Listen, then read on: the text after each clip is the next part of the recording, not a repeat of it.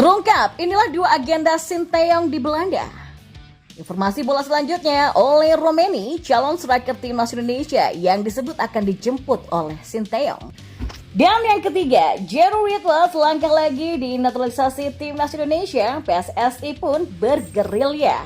Simak selengkapnya di sini bersama saya di Kamus Bola hanya untuk Anda.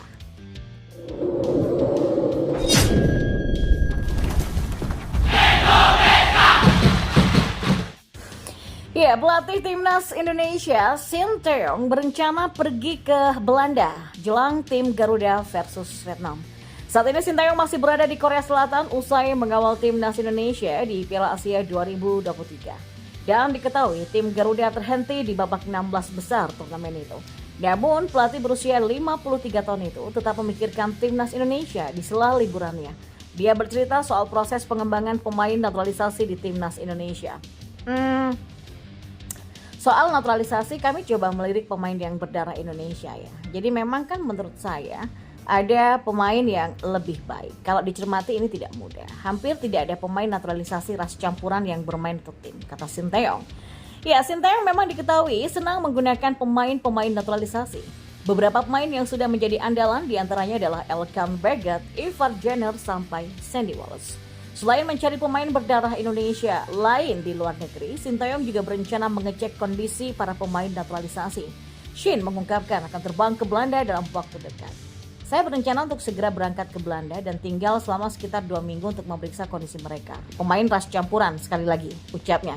Ini bukan pemain-pemain yang tidak ada darahnya, tapi pemain-pemain yang berdarah Indonesia. Pemain-pemain ini perlu kita manfaatkan dengan aktif, ujarnya lagi. Pelatih Sinteyong dikabarkan sedang mencari penyerang untuk timnas Indonesia. Sinteyong disebut-sebut mencari penyerang yang bermain di Eredivisie atau Liga Belanda. Nah, salah satu nama yang paling disorot adalah Ole Romeni. Ole Romeni adalah pemain keturunan Indonesia yang bermain di FC Utrecht. Nama Ole Romeni disebut-sebut masuk dalam kriteria yang diinginkan oleh Coach Shin. PSSI sempat menyodorkan nama Ilyas Alhaf yang bermain di sayap, namun Sinteyong lebih memprioritaskan pemain lebih muda dan berposisi striker. Ya, walaupun Alhaf masih 26 tahun, tapi Sinteyong ingin di bawah 25 tahun ya. Mungkin 23 tahun, 22 tahun, tapi dengan posisi jauh lebih bagus tentunya, kata Bung Roni Pangemanan. Dia itu punya masa depan yang bagus ya, bermain di liga yang lebih baik dan kita tahu bersama Sinteyong ini mengincar pemain yang bermain di Belanda terutama di Eredivisie. Dari penjelasan Bung Ropan itu, nama yang paling memungkinkan adalah Ole Romeni. Masih muda dan sekaligus bermain di Eredivisie dan punya darah Indonesia. Romeni sendiri lahir di Belanda, sang nenek lahir di Medan, Sumatera Utara. Hal itu pun diperjelas oleh akun Instagram @football.indonesia yang memberikan rincian tentang pemain keturunan Ole Romeni yang bermain di Eredivisie. Dan di informasi bola yang terakhir, Jero Ridwan selangkah lagi di naturalisasi timnas Indonesia. PSSI bergerilya, pilar Persib Bandung bisa merana.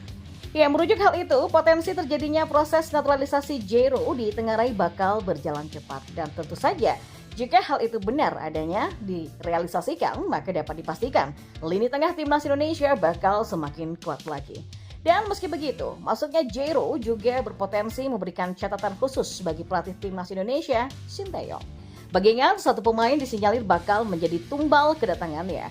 Sosok pemain yang berpotensi bakal jadi tumbal kedatangan Jero adalah bintang Persib Bandung yang bernama McLeod.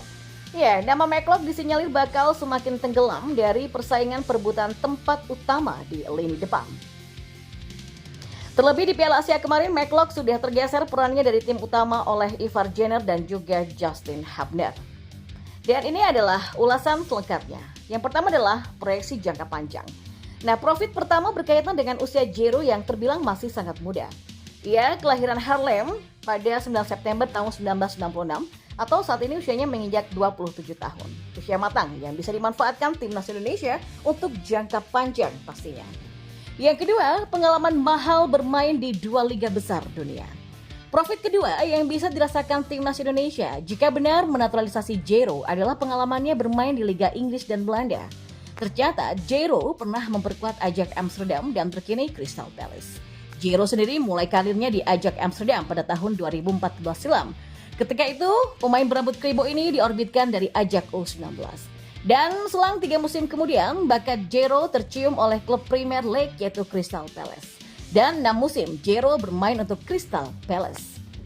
Catatan kiprah mentereng ini tak dimiliki oleh gelandang bintang Persib Bandung, McLeod.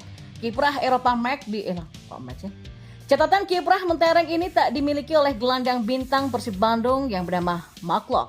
Ya, kiprah Eropa McLeod dicatatkan kala membela Ross Country dan Dundee FC di Skotlandia serta Oldham Athletic asal Georgia. Dan yang ketiga adalah berkaitan dengan catatan statistik dan kiprah Jero yang dikenal multifungsi di 4 posisi yang berbeda. 4 posisi berbeda yang bisa dimainkan Jero diantaranya adalah gelandang bertahan, bek tengah, bek kiri, dan juga gelandang tengah. Catatan statistik paling mentereng ia bukukan kala bermain di posisi gelandang bertahan.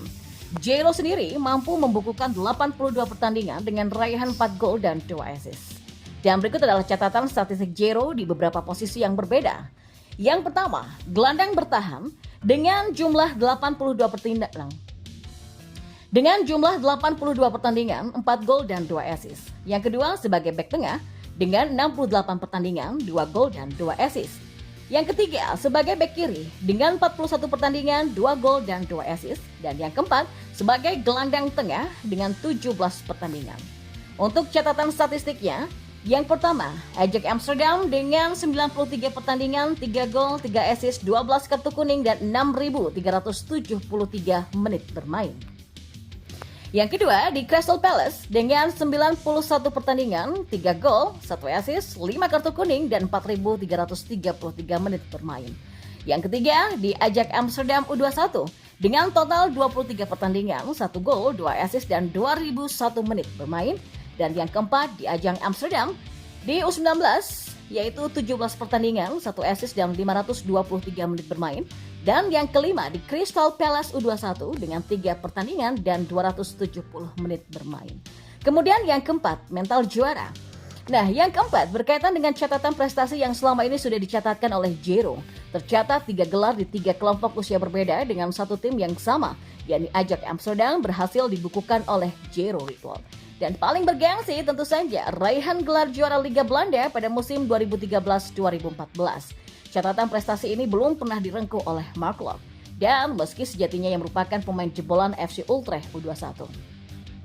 Dan inilah catatan prestasi dari Jero Ritwald.